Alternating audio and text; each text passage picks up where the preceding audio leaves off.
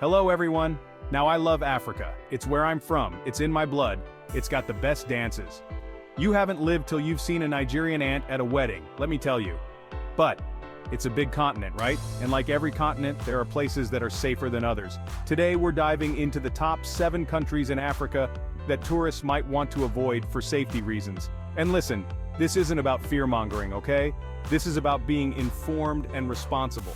Because when it comes to travel, especially in parts of the world that might be a little less stable, safety has to be your #1 priority. First up, we're heading to the Horn of Africa, to Somalia. This region, often overlooked, holds a complex and tumultuous history that has shaped its present-day challenges. Now, Somalia's got a rough reputation, and honestly, it's not entirely undeserved. The image of Somali pirates has become almost iconic, but it's just the tip of the iceberg. This is a country that's been grappling with civil unrest and violence for decades. The civil war that began in the early 1990s has left deep scars, and the struggle for stability continues to this day. We're talking about a government that's barely got a grip on things, a coast that's basically a pirate haven, and more guns than a Texas gun show. The lack of effective governance has allowed piracy to flourish, turning the coastline into a dangerous zone. If you're thinking about a relaxing beach vacation, Somalia is, how shall we say, not it. The beaches, while naturally beautiful, are marred by the constant threat of violence and crime. The risk of kidnapping is high, especially for foreigners. Aid workers, journalists, and even tourists have been targets, making it a perilous destination. And it's not just pirates you gotta worry about, it's militant groups, it's criminals, it's basically everyone trying to survive in a very chaotic situation. Al-Shabaab, an extremist group, controls large parts of the country, adding another layer of danger. The US government and most others strongly advise against all travel to Somalia. Travel advisories are clear, the risks far outweigh any potential rewards. And look, I get it, you might be tempted. The country's got a rich history, beautiful landscapes in theory. The ancient cities, the unique culture, and the stunning natural beauty are all incredibly alluring. But realistically right now, Somalia is just not a safe place for tourists. The infrastructure is lacking, and the security situation is volatile at best.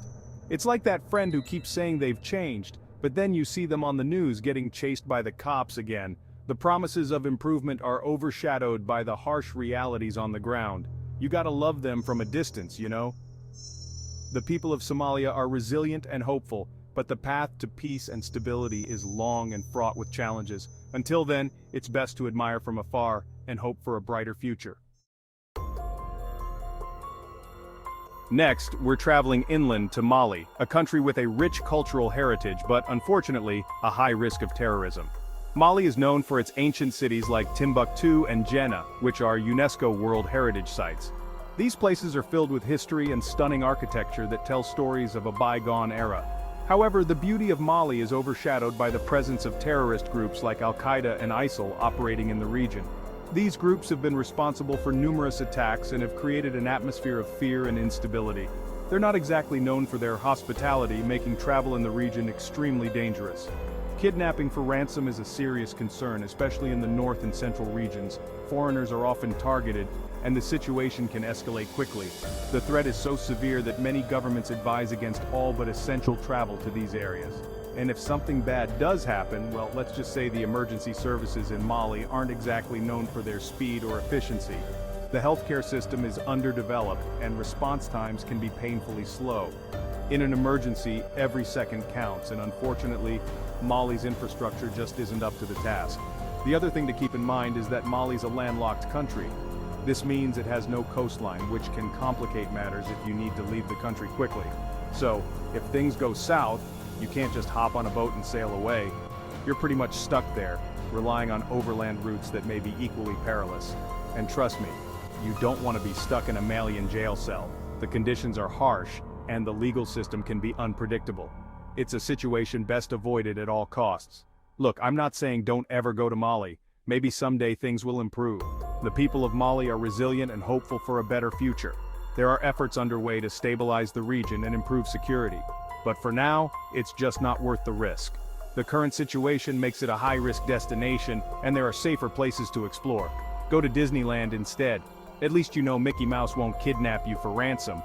Plus, you can enjoy a fun and safe environment with your family. Sometimes it's better to choose the path of least resistance and enjoy a worry-free vacation. Alright, moving on to the heart of Africa, we've got the Central African Republic. And let me tell you, this one's not for the faint of heart. This country is a wild mix of dense jungles and rugged terrain that can be as beautiful as it is dangerous. We're talking about a country where armed groups are basically running the show, making it one of the most unstable places on the planet. The government's about as effective as a screen door on a submarine. Corruption and inefficiency are rampant, leaving the country in a perpetual state of disarray. Healthcare? Let's just say you're better off bringing your own doctor. The hospitals are run down, and the healthcare system is overwhelmed and underfunded. And even then, good luck finding medical supplies. Basic necessities like bandages and antibiotics are often in short supply. We're talking about a place where a paper cut could turn into a life-threatening situation due to the lack of proper medical care. And then there's the crime. It's not just petty theft, it's serious, violent crime. Armed robbery, carjacking, you name it, it's all happening in the Central African Republic. The streets are dangerous and personal safety is a constant concern. It's like a real-life action movie, except you don't get to be the hero. The violence is real, and the stakes are life and death. So, unless you're a war correspondent or a doctor with a death wish, it's best to avoid this place. I'd steer clear of the Central African Republic. The risks far outweigh any potential rewards. There are plenty of other beautiful places to visit in the world where you won't get shot at while trying to order a cup of coffee. Africa itself has many safer and equally stunning destinations that offer rich cultural experiences and breathtaking landscapes without the constant threat of violence. From the safaris in Kenya to the beaches of Zanzibar, there are numerous places where you can enjoy the beauty of Africa in peace and safety. So, if you're looking to explore Africa, do your research and choose a destination that offers both adventure and security. Your travel experience should be memorable for all the right reasons.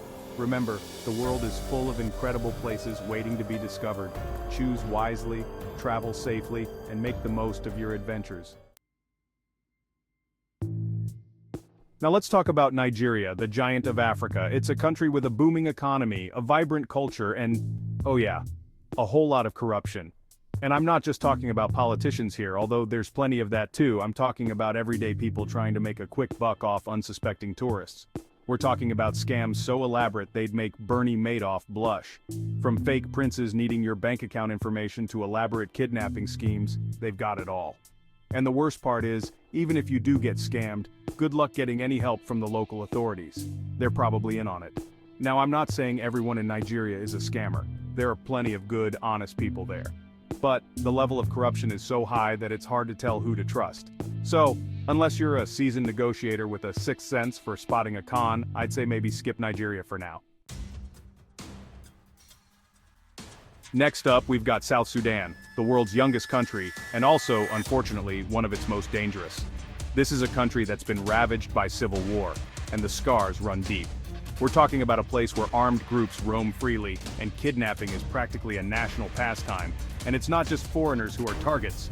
South Sudanese people are just as likely to get kidnapped, especially if they're seen as wealthy or influential.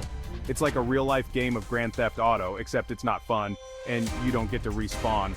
The other thing to keep in mind about South Sudan is that it's incredibly poor, like dirt poor. So even if you do manage to avoid getting kidnapped, you're still going to be surrounded by poverty and desperation.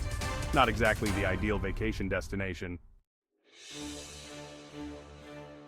Remember Muammar Gaddafi? Yeah, well, he's gone, but Libya's still a mess. We're talking about a country with two rival governments, both vying for power, and neither of them particularly interested in the well-being of tourists. The security situation is so volatile that most embassies have withdrawn their staff and advise against all travel to Libya. And if the embassies are telling you not to go, you know it's bad. They're like the overprotective parents of the international community. And then there's the whole issue of getting there. Flights are unreliable, borders are often closed, and you might just find yourself stuck in the middle of a crossfire. So, unless you're a war journalist or a diplomat with a death wish, I'd say give Libya a miss. Last but not least, we've got the Democratic Republic of the Congo, a country with a wealth of natural resources and a whole lot of problems. We're talking about a place where armed groups control vast swaths of territory, and the government's about as effective as a chocolate teapot. Now, the DRC does have some stunning natural beauty, like the Virunga Mountains and the Congo River, but getting there is incredibly dangerous. We're talking about roads that are more pothole than road, bandits lurking around every corner, and the ever-present threat of getting caught in the crossfire between armed groups. And even if you do manage to make it to your destination, there's no guarantee that you'll be safe. Tourists are often targets for scams, robberies, and even kidnappings. So, unless you're Bear Grylls or Lara Croft, I'd say maybe skip the DRC for now. So there you have it, 7 African countries that tourists might want to avoid for safety reasons. Now I know this might seem like a lot of doom and gloom, but I want to emphasize that Africa is a vast and diverse continent with so much to offer. These 7 countries represent just a small fraction of what Africa has to offer. That being said, it's important to be aware of the risks involved in traveling to certain parts of the world. Do your research, check travel advisories, and don't be afraid to change your plans if you feel unsafe. Stay safe and informed, and remember to do thorough research before planning your travels. If you find this information helpful, please like the video, subscribe to our channel, and stay updated with current information as we bring it to you. Thanks for watching.